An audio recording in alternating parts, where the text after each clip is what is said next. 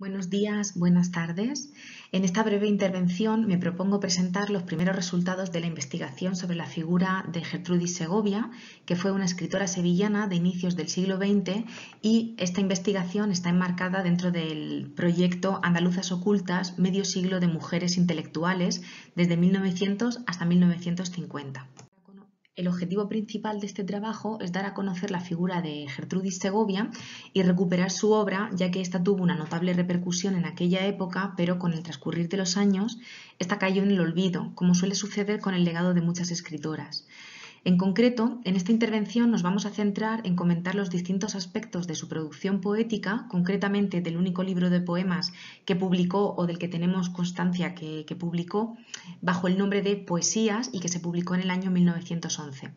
Para rehabilitar su figura, proponemos recuperar las distintas fuentes, especialmente periodísticas, y muchos de los artículos de revistas de principios de siglo que dedicaron a su obra y a su persona con el fin de reconstruir una parte del patrimonio literario de las escritoras andaluzas. Nuestra escritora tiene el dudoso honor de ser parte de un numeroso grupo de escritoras olvidadas. Las fuentes que hablan sobre Gertrudis son escasas, tanto es así que ni siquiera es posible saber con exactitud la fecha de su nacimiento. Sí que se estima que nació alrededor del año 1880 en la capital hispalense, en el seno de una familia noble. Su padre fue Gonzalo de Segovia Ardizone, que ostentaba el título nobiliario de conde de Casa Segovia, y además fue académico de la Real Academia Sevillana de las Buenas Letras desde el año 1872. Su afición por la literatura le llevó a establecer una gran amistad con Fernán Caballero, Luis Montoto o Carlos Fernández Shaw, con quienes la propia Gertrudis seguirá cultivando relaciones a lo largo de su vida. Su madre fue Natalia Álvarez Guijarro, que también desciende de una familia noble, y fue hija también del noble Francisco Guijarro de Ripoll, que fue su padre. Fernando Álvarez Martínez, heredero de un cuantioso patrimonio de Medina de Pomar en Burgos, y además estuvo involucrado en política durante muchos años. Si bien poco se sabe tanto de su madre como de la relación que Gertrudis tuvo con esta, sí que podría afirmarse que sus relaciones familiares, tanto por parte materna como por parte paterna, le abrieron las puertas de los círculos literarios de la época, especialmente gracias a la influencia del padre y esa estrecha vinculación que tiene con los círculos literarios. Sin embargo, es cierto que fue su talento para la escritura, particularmente destacó en el género de los cuentos infantiles, lo que sin duda atrajo la atención de la crítica, que la llegó a paragonar con Gustavo Adolfo Bécquer por sus versos y a Andersen por sus cuentos. Pese a lo sucinto de su producción literaria, esta despertó el interés entre el público y la crítica de su época. Poco se conoce de sus inicios en la vida literaria, pero según Méndez Bejarano, sus primeros acercamientos fueron a través de la poesía. Gertrudis comenzó a publicar breves composiciones poéticas en distintos periódicos y revistas. De hecho, esta despertó la atención de los críticos, algunos con una trayectoria tan reconocida como el premio Nobel Jacinto Benavente, que no dudaron en elogiar su talento para la poesía y la literatura infantil. Publicó un total de 4 obras, Poesías, que se publicó en el año 1911 y que además estuvo prologado por el reconocido escritor Francisco Rodríguez Marín, su célebre Cuentos de hadas y Mientras cae la nieve, los nuevos cuentos de hadas, 2 libros de cuentos infantiles que ambos fueron publicados en el año 1912 y una novela romántica que fue Juan de Mendoza en el año 1914. El éxito de los cuentos, especialmente el primero de ellos, los cuentos de hadas, fue tal que su obra fue traducida al inglés, algo nada habitual para los escritores de inicios de siglo. La escritora norteamericana Elizabeth Vernon King se encargó de la traducción, que fue publicada en el año 1918 por la editorial Frederick Stokes Company bajo el título The Spanish Fairy Book. La prensa, concretamente el diario Fígaro, en el año 1919, también se hizo eco de la noticia y señalaba la excepcionalidad de la publicación de Gertrudis y decía: los cuentos de hadas de Gertrudis Segovia son una valiosa aportación española a este género literario para la infancia, tan poco cultivado, por desgracia, digno de colocarse al lado de los clásicos de Andersen, de Skin y de Perrault. A pesar de lo novedoso de sus cuentos, su obra, tanto la poética como la narrativa, no se caracterizan por la innovación estilística o la experimentación y se aleja además de las vanguardias propias de principios de siglo, al igual que de la corriente literaria anterior. Esta cualidad de su obra fue muy bien acogida por los críticos más conservadores, como González Blanco, quien elogia los cuentos de hadas en oposición al realismo y naturalismo, que califica de, y cito textual, patrañas puestas frente a la divina y suprema inverosimilitud de los cuentos de hadas. Eduardo Gómez de Vaquero también aplaude la valentía de la escritora por publicar cuentos de hadas en un momento en el que, y cito textualmente, por mal digerido espíritu moderno, consideran que es desatino hablar a los niños de hadas. La obra de Gertrudis tuvo esa modesta difusión entre la crítica, si bien es cierto que ésta se concentró a grandes rasgos en un periodo de 3 años. De ella se destacó principalmente su sensibilidad para la escritura y son esos púdicos sentimientos femeniles, como los califica García Sanchís, de Gertrudis los más aplaudidos por los círculos de literatura más conservadores y masculinos, dicho sea de paso. A su parecer, Gertrudis Segovia representaba a la perfección las llamadas cualidades femeninas, tanto por la temática como por el estilo de sus obras. Así, la delicadeza, la sutileza, la ingenuidad, la inocencia, el amor maternal o la transmisión de los valores religiosos serán las características más apreciadas de sus textos, pues cumplía con lo que se esperaba que una mujer pudiera y debiera escribir. No es de extrañar, por tanto, que en los artículos de prensa dedicados a su obra encontremos que su estilo se describe como delicadamente femenino, como lo describe Alberto de Segovia, lleno de afición maternal, como lo describe García Sanchís, o con un espíritu exquisito, como cita a Rodríguez Marín, y sin afectación, alegre, claro y limpio, como Jacinto Benavente afirma, y además añade que así tienen que ser todos los libros escritos por mujeres. De la obra de Gertrudis Segovia sabemos que publicó hasta el año 1915, coincidiendo con la fecha en la que contrajo matrimonio con el médico Diego Guigou, y en aquel momento, cuando la pareja se estableció en Santa Cruz de Tenerife, no se tienen más noticias de que publicase otras obras posteriormente, si bien se tienen algunas noticias o aparece en la prensa que participó en la vida pública o en la vida cultural puntualmente. A pesar de no saber con exactitud los motivos por los que no volvió a publicar más obras, sí que es posible que el cuidado de los 6 hijos de su marido y las tareas que desarrollaba en el hospital infantil, conocido como el Hospitalito, que fundó su marido en Santa Cruz de Tenerife en el año 1901, es posible que todo ello le restara tiempo para dedicarle a la escritura.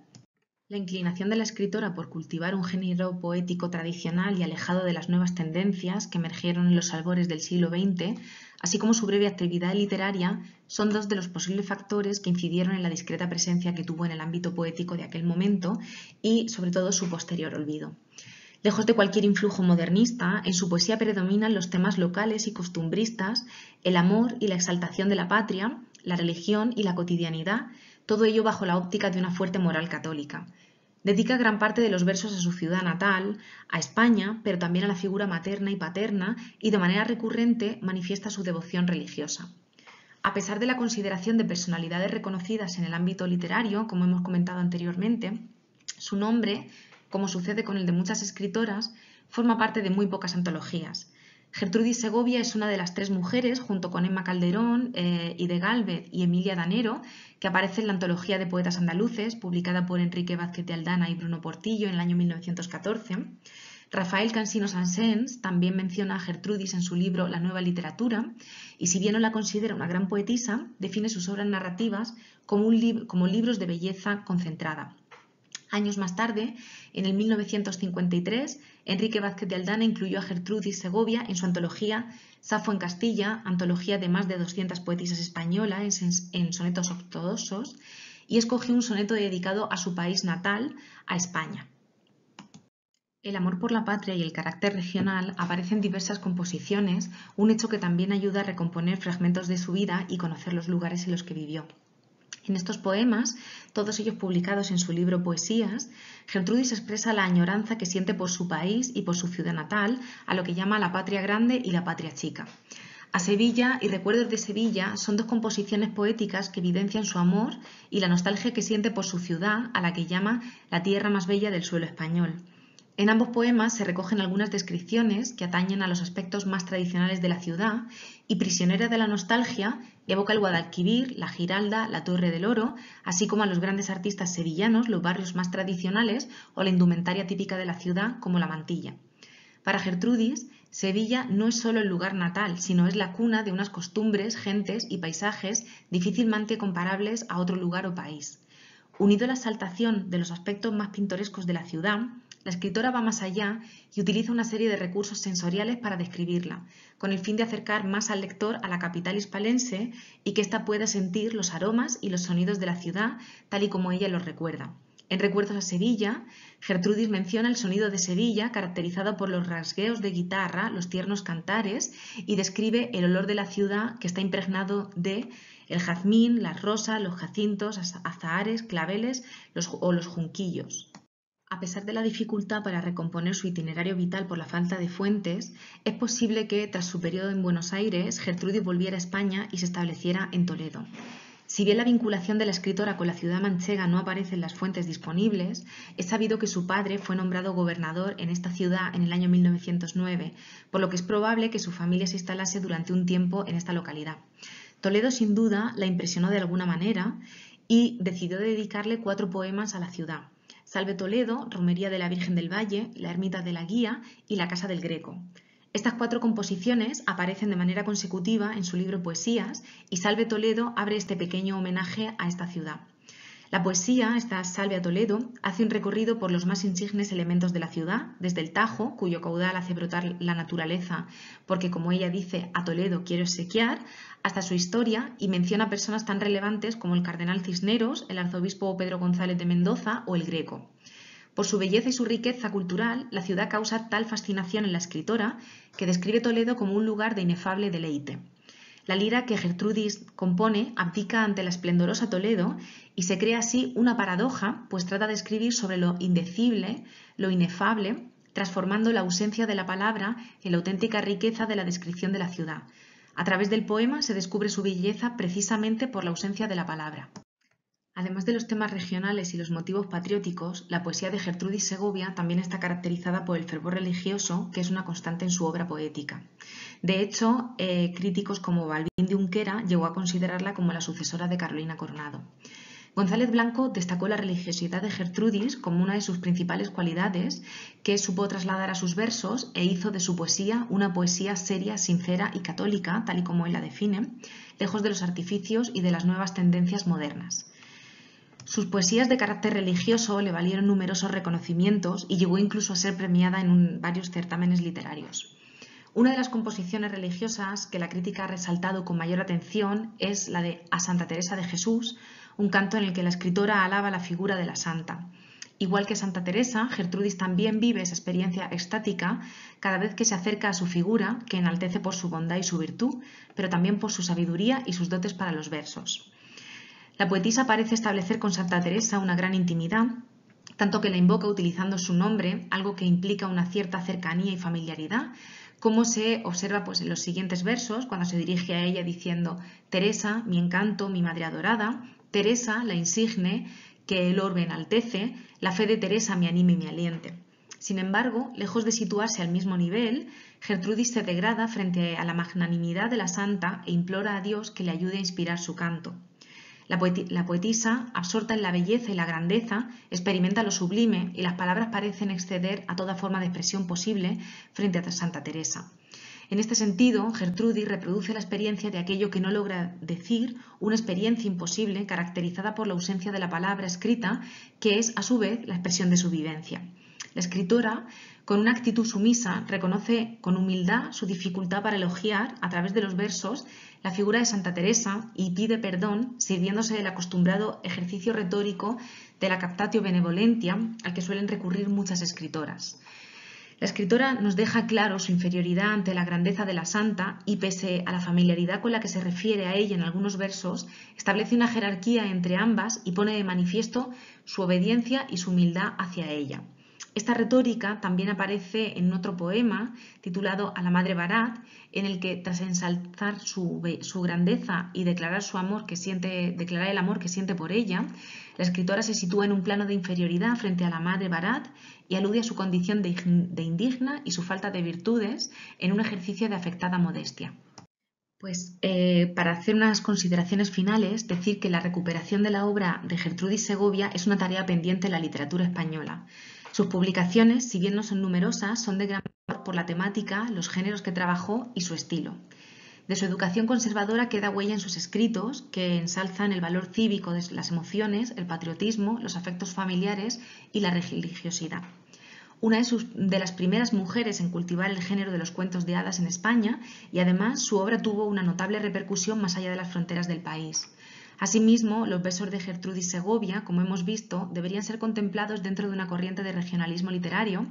ya que, sirviéndose de las características de los distintos lugares en los que vivió, las costumbres, los paisajes y el folclore, la escritora logra recrear escenas cotidianas en las ciudades en las que vivió y plasma a su vez un fuerte sentimiento nacionalista.